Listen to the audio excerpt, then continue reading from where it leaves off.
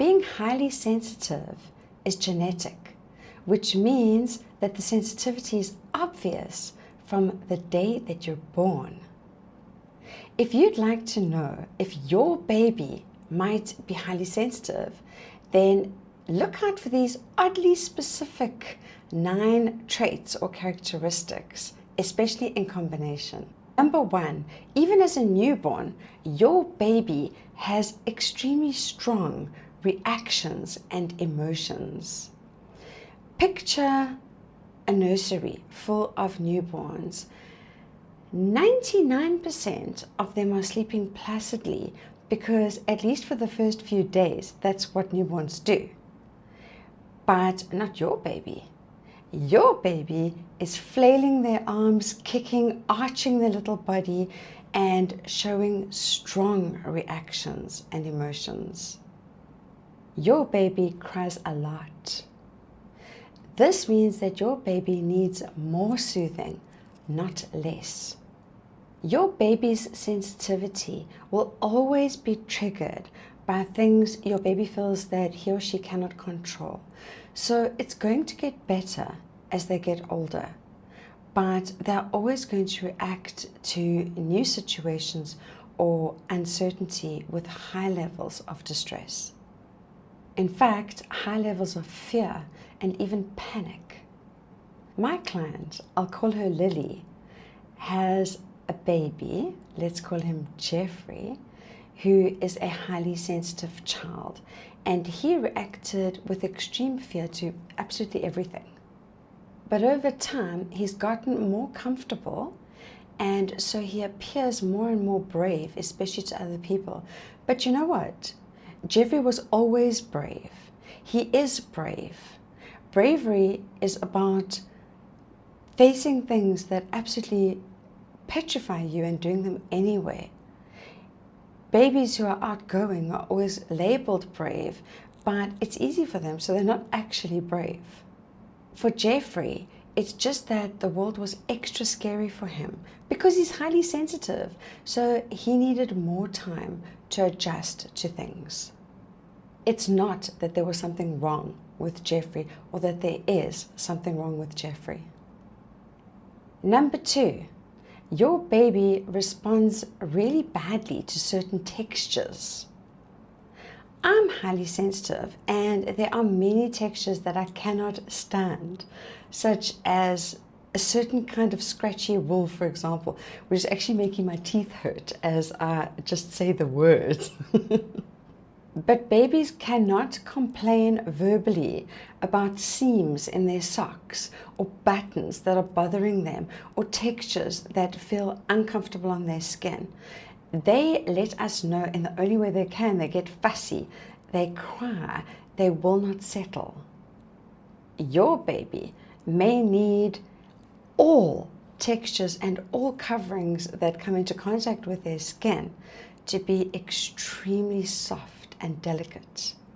And highly sensitive babies don't respond to warm temperatures either, and they become more irritated by textures if the room is warm. Number 3, your baby doesn't sleep well, or possibly your baby does not sleep.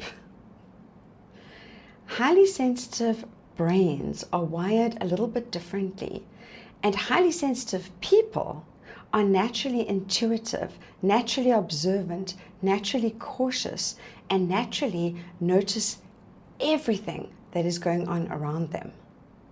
They feel things deeply.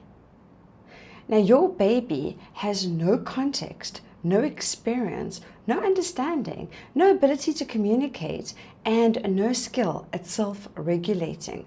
So it's not surprising that almost anything out of order in their environment will unsettle them very much. They are easily overwhelmed. Highly sensitive babies have difficulty falling asleep, staying asleep, or going back to sleep after they wake up. And this is no matter what you do. This is not about the correct routine or the correct feeding schedule. This is about your baby's highly sensitive brain. But hang in there. It is going to get better. It may take a long time, but it is going to get better. My client Lily, for example, with her little boy Jeffrey didn't sleep for the first 2 years. And the only way that she ever got any sleep at all was by breast sleeping, which is when you co-sleep and breastfeed at the same time. Number 4, your baby is extremely sensitive to bright lights, loud noises, and crowded areas. Malls, parties, dogs barking, even play dates can be far too noisy and far too overwhelming for a highly sensitive baby. There's just too much going on. And people want to touch babies. People are attracted to babies, but highly sensitive babies may not want to be touched at all, and specifically frightened by new people and certain kinds of people who might be wearing a strong cologne or perfume, or who might have a loud voice. And these things unsettle and overwhelm highly sensitive babies extremely easily. My client's little boy, Jeffrey, would react with absolute terror to mall situations, and she couldn't really go out with him pretty much at all for the first couple of years. And that was hard, but you know what? It was worth it. Because now Jeffrey has learned to trust himself and trust that he will be okay and that his needs will be met. So he's learning his own coping strategies and his own self-soothing strategies. So things do get better, but your highly sensitive baby may not be able to tolerate loud environments. Number 5, your baby is sensitive to all different kinds of foods and may not eat well. Highly sensitive babies are prone to be picky eaters. And this is mostly because of food sensitivity in terms of sensory things, like the smell of food and the taste of food is super intense and overwhelming for the baby.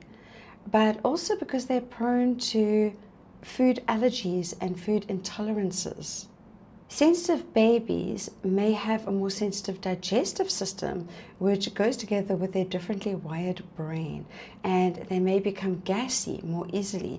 They may throw up more easily than other babies.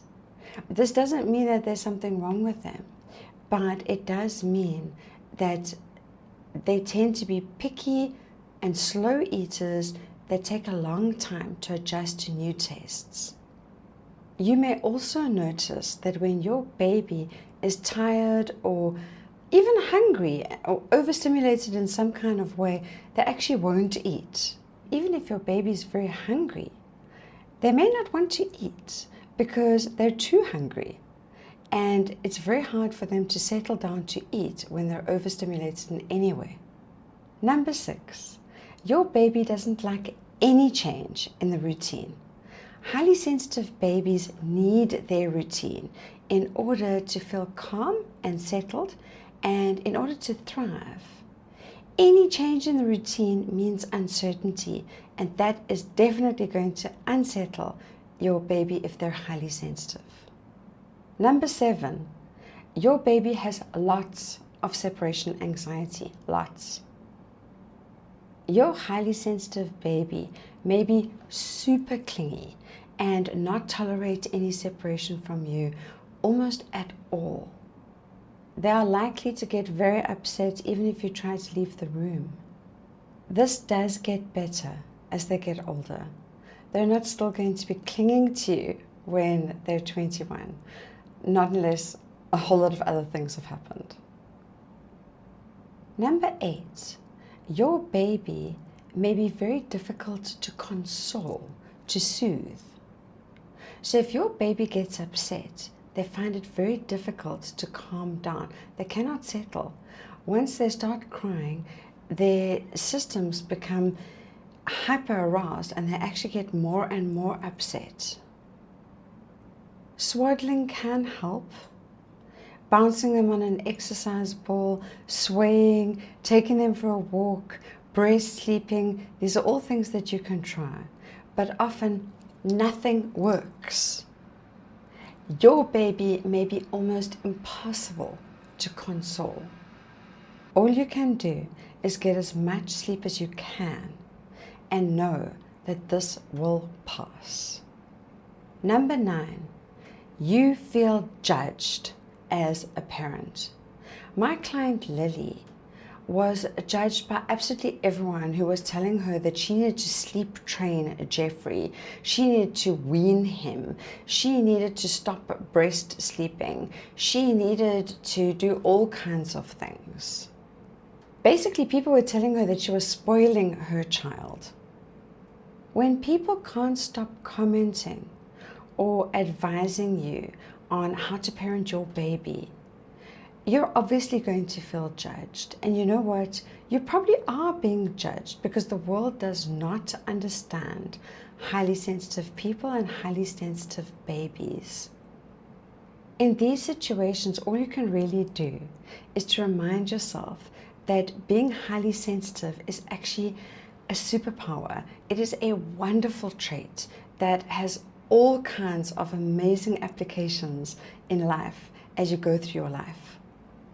And again, remind yourself that this is not forever. Babyhood lasts such a short time, and toddlerhood also. The whole thing is more or less over in just a couple of years. So although it can feel like eternity while it's happening, remind yourself it's going to pass. In my next video in this series, I'm going to share my best tips for how to handle yourself and your highly sensitive baby so that you can find joy in the midst of all of these things.